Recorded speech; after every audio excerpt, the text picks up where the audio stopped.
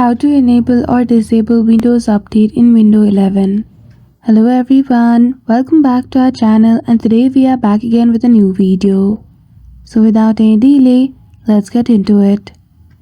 For that, firstly open Run application.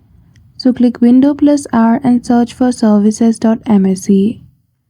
Once you are in this services page, search for Windows Update and go to its property.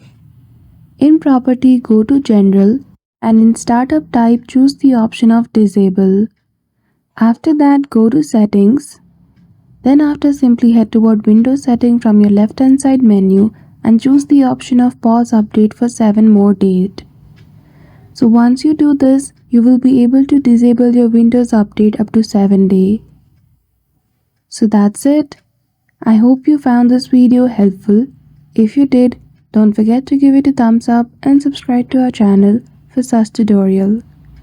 Thank you for watching till the end.